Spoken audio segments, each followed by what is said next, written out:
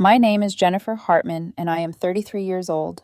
I never imagined that a simple Sunday dinner could feel like a battlefield, yet here I was, walking into the familiar chaos of my family's apartment, hands scrubbed clean, pie in hand, stomach nodding before anything happened. I work night shifts as a building security guard. Hospitals, high-rise lobbies, and corporate towers are my domain. I know the pulse of every floor, the squeal of elevators, and the hum of fluorescent lights. I've always been steady, calm in emergencies, quick with a solution. Yet when it comes to my family, my composure is a brittle veneer. The apartment smelled like fried chicken and reheated mashed potatoes. My younger sister, Jenna, scrolled through her phone with that half smile she reserves for things she thinks are funny but only she understands. My father leaned back in his recliner, chuckling at a joke I hadn't heard. My mother, Linda, stood in the kitchen, wiping her hands, looking like she'd just noticed I'd arrived. I carried a pumpkin pie from the supermarket, festive even when it's not Halloween, my mom always says. I washed my hands, set it on the table, and asked where the plates were. Normal, quiet, familiar. Until it wasn't. Mom tilted her chin, smile too wide, eyes sharp, in that way that warned the room to hold its breath. "How does it feel to be useless, daughter?" she asked, laughing as if the words were harmless. My fork tapped the plate, the sound louder than I expected. Jenna smirked without looking up. Dad chuckled, a laugh loaded with caution. "She's sensitive," he added, like a warning. I swallowed. The refrigerator hummed. A neighbor's bass thumped through the wall. Heat and ice pressed against my neck, the familiar combination that always made my pulse quicken. Mom leaned in closer, voice soft but precise. "You don't come around enough. You never help with family plans.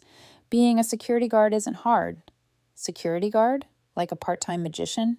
Jenna finally glanced up. "It's giving mall cop," she said, a laugh as if she were performing on stage. I lifted my water glass. It trembled slightly. My hands are steady in late-night emergencies, but here, in the charged air of my mother's kitchen, they shook as though holding a live wire. Dad cleared his throat. "Your sister's planning a trip. We all chip in. Family does that, you know." Mom stabbed a piece of chicken. "We've carried you long enough. Time to carry us for once." I stared at the pie.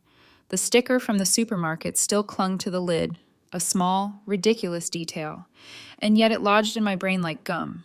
I whispered softly, almost to myself, "Okay, I won't argue, not yet."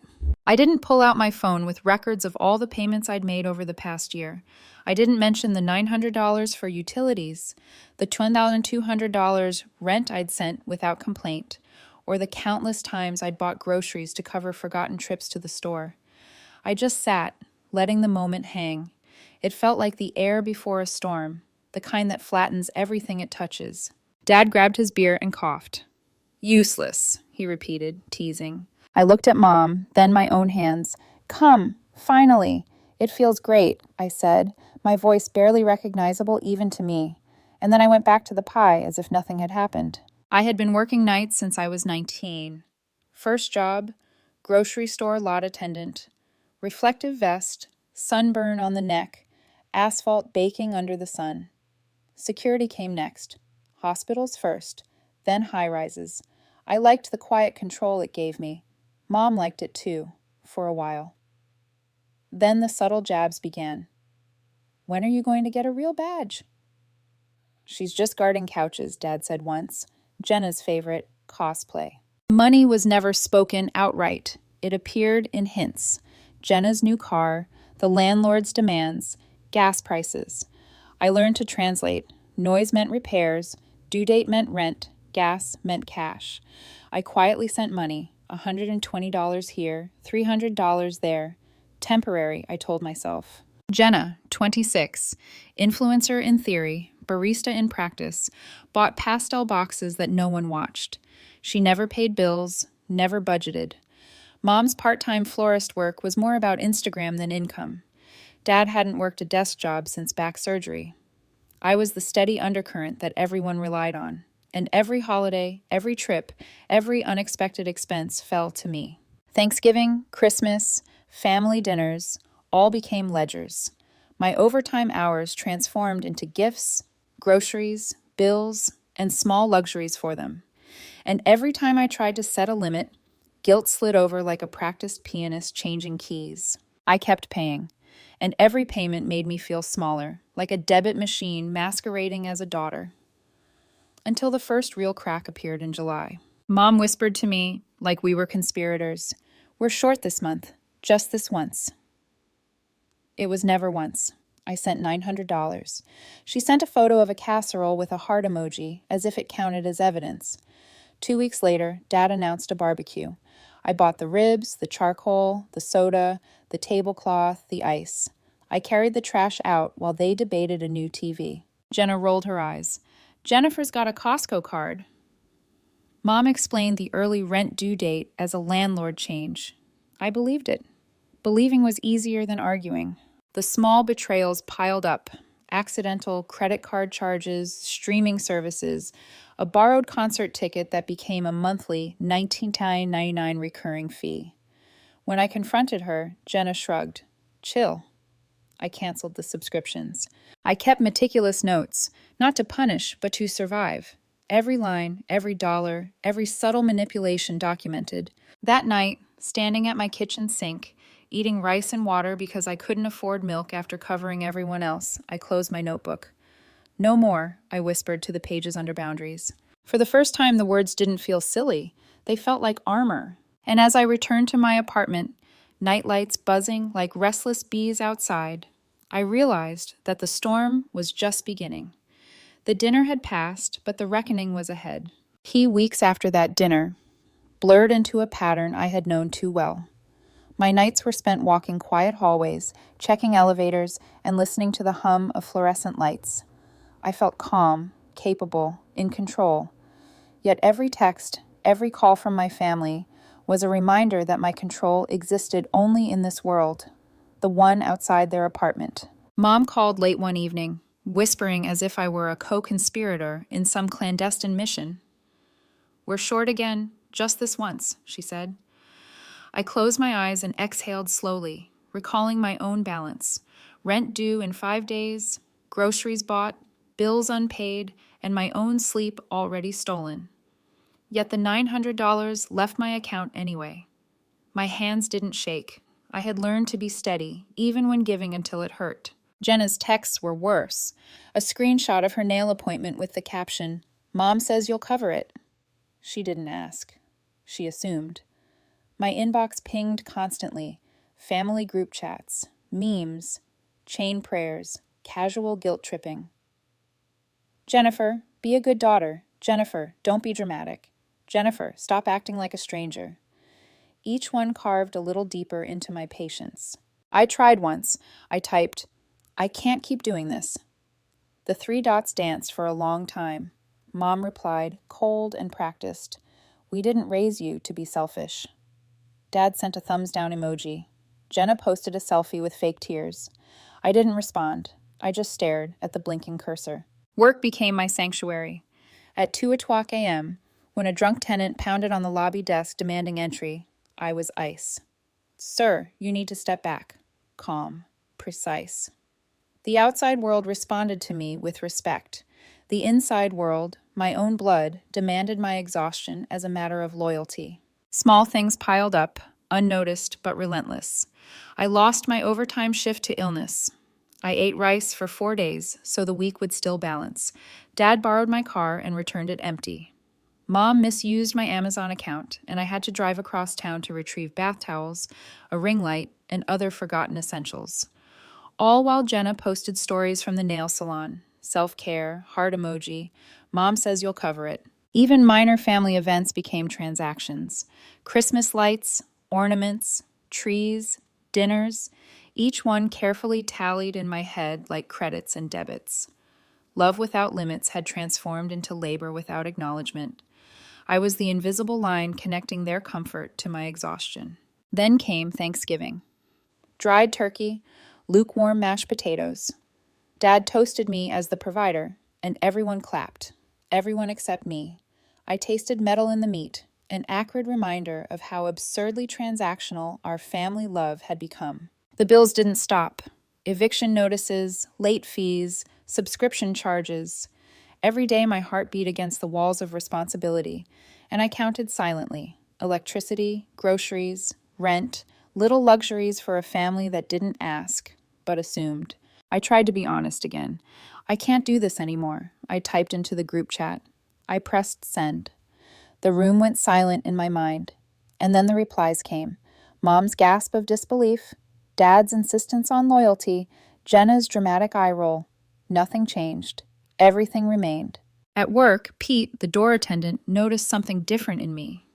You look lighter, he said, joking. I smiled, thinking, yes, lighter. Lighter, because I had already begun to draw lines in my own life. Because the storm inside me was building toward a confrontation I had long postponed. 2 weeks after that, Mom invited me to Sunday dinner again, as if nothing had changed. Family time, she wrote, sparkles around the words. I brought a pie, washed my hands, and sat down. And there it was again, that line, that question, designed to provoke, to shame. How does it feel to be useless, daughter? I didn't answer this time, not with words. I felt the moment differently, from the eye of the storm. Every joke had a bill attached. Every memory had a price tag. And for the first time in months, I saw it clearly. I had a notebook. Page 1, boundaries. Page 2, my detailed account of every dollar, every emergency, every expectation I had met silently. I realized then that the moment of reckoning was near. The storm had come to my doorstep, and this time I would meet it with the facts, not just my exhaustion. At home, the city hummed under nightlights. I placed the pie on my counter, hands steady. I stared at the blank notebook page, tracing the lines, breathing slowly, preparing myself. I knew confrontation would hurt, that love and resentment were tangled in knots, but I also knew that boundaries weren't cruel. They were survival. They were the first step toward reclaiming my own life. And somewhere deep inside, I felt the tiniest flicker of anticipation. The storm would break, yes, but maybe, just maybe, I would stand in the rain without bending, without paying for a love that had never balanced the scales. It was a Wednesday evening, and the apartment felt smaller than ever. The aroma of reheated dinners, the hum of the refrigerator, the faint flicker of the overhead light, all familiar, all oppressive. I carried a folder under my arm, cheap, cracked at the spine, but filled with a year's worth of truth, receipts, eviction notices, screenshots of texts, and meticulous notes, evidence not for court, evidence for myself. Dinner began quietly, as always. Mom fussed over the tablecloth. Dad was on his phone, pretending to check emails. Jenna, scrolling, occasionally laughing at some meme that only she seemed to understand.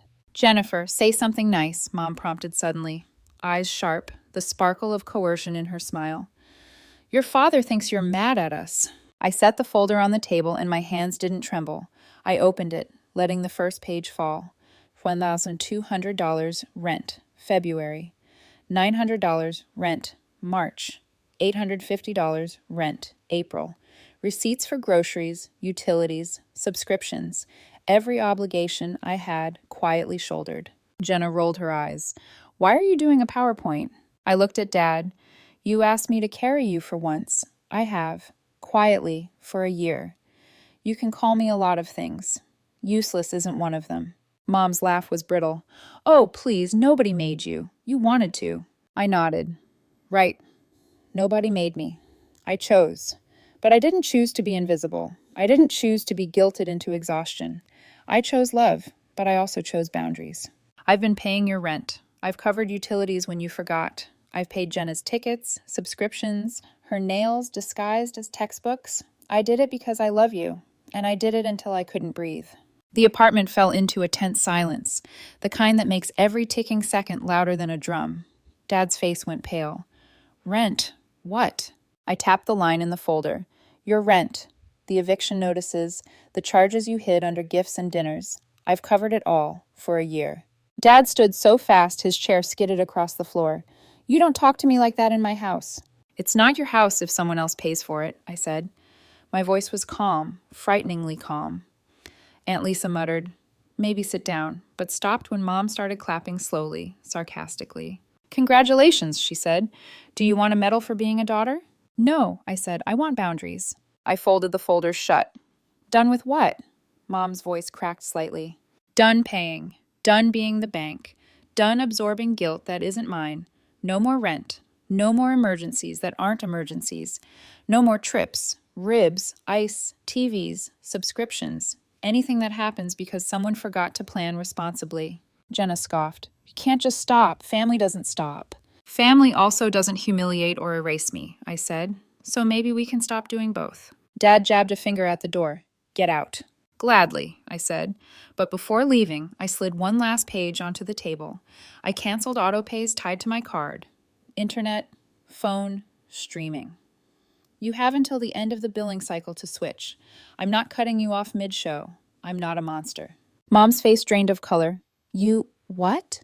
I set a boundary, I said, like an adult. Jenna lunged for the page. You're ruining everything. I picked up the folder, tucked it under my arm, and stepped toward the door. I love you, I said, but I won't be your bank. The apartment felt different the moment I opened the door. The air was cold, crisp, and alive. For the first time in years, the word on page 1, boundaries, felt like a door I could close. That night, I expected panic, recriminations, storms of guilt. Instead, I slept 8 hours straight. My arm numb, dreams of nothing. No family member called in urgency. No one barged into my mind with complaints. The first morning came with peace I hadn't felt in a decade. Messages flooded in later. Mom, Dad, Jenna. Missed calls, texts, cries of betrayal. I ignored them, muted the group chat, and for the first time, the world felt lighter. By the end of the week, things began to shift. The bills stopped bouncing on my side. Mom sold the TV. Dad found part-time work at the hardware store. Jenna got a full-time shift at the cafe, still dramatic, but starting to manage herself. At work, Pete noticed me again. You're steady, he said. I smiled, remembering that for months I had carried everyone else while shaking at the table in my own home. Now, the storm outside and inside aligned, and I finally felt free. I trained a new security guard that week. He was jumpy. The trick isn't being tough, I told him. It's being clear. Driving past my family's apartment on a quiet Sunday, blinds open, the world humming softly, I didn't feel the pull I always had. The tug to sacrifice myself for the comfort of others. The magnetism of guilt and obligation had broken. I had boundaries, and I had finally stepped forward. The days after the confrontation were quiet in a way that felt almost unnatural. No urgent calls, no whispered pleas, no glares disguised as smiles. I walked through my apartment with a sense of space I hadn't known in years, each step echoing like permission to breathe. The air was sharper, lighter, and somehow warmer. For the first time, I cooked meals for myself without calculation. A pot of pasta, a salad I actually wanted to eat, a slice of pie that didn't belong to anyone else. My apartment, my kitchen, my choices. I sat at the table and felt a strange serenity. The folder with my evidence remained unopened on the counter, a monument to every night I had worked to survive the obligations of love gone awry. And then came texts from Miguel, my cousin, quiet, deliberate, understanding. Just wanted to say I get it, he wrote. His message was small, but it felt massive. Someone in the family had seen the truth, not through outrage, not through judgment, but through understanding. I leaned against my counter, and for the first time in years, tears pricked my eyes without guilt, without shame. I didn't cry for them. I cried for me. My boyfriend, Alex, noticed the shift immediately. He had always been my anchor when the family storm raged outside, but now he could finally relax alongside me. You look lighter, he said one evening as I walked in from work, hair still damp from the shower, shoulders no longer burdened with invisible weights. I smiled. I feel lighter, I admitted, and it's terrifying. Terrifying because freedom isn't always gentle. The first week, I still checked the family group chat obsessively, expecting retaliation, judgment, or heartbreak. There was none. Only muted conversations, hesitant apologies from Jenna, and quiet updates on their lives. Slowly, I realized that the world could keep moving without my constant intervention, that my love didn't have to be transactional. Jenna sent a message one morning. I still think you're dramatic, but thanks for the template. I laughed quietly, sipping coffee at my desk. The smallest acknowledgement, yet it was enough. Movement, not perfection, I reminded myself. Alex and I began spending evenings talking, really talking, without distraction or the looming presence of family emergencies. We cooked together, planned small trips, shared dreams without hesitation. I felt my own laughter returning, free and unmeasured, not interrupted by whispered reminders of obligation. Work continued as it always had, but now I noticed something new. The confidence that had been buried under exhaustion was finally visible. I trained rookies with patience, no longer exhausted by guilt or by constant mental calculations of what I owed and to whom. I became the steady one, the voice that commanded respect not because of fear, but because of clarity. And yet, life after boundaries wasn't just liberation, it was also discovery, a careful navigation of trust, responsibility, and self-worth. The first family dinner after a month of silence was tentative. Mom called to say they were okay. The eviction notices resolved, the TV gone. Dad had found part-time work. Jenna was managing her schedule. No guilt, no reminders, just facts. I realized that love could exist without depletion, that relationships could survive distance, accountability, and honesty. I wasn't abandoning my family. I was redefining what it meant to care for them without sacrificing myself. One evening, Alex and I drove past my parents' apartment. The blinds were open, the living room quiet. I felt no pull, no responsibility, just observation. The world inside was theirs. The world outside was mine. And for the first time, I felt fully present in my own life, fully capable of protecting my peace while still caring for others. The plant I had bought weeks before, thriving on neglect, had grown a new leaf.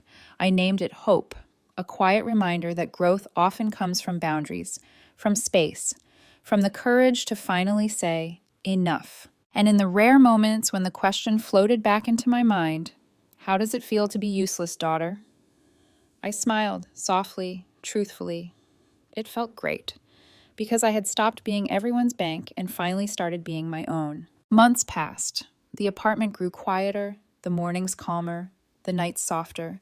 Life, after all the chaos, had begun to feel like something I could touch and mold, rather than a relentless tide I had to endure. Alex and I settled into routines that were ours alone.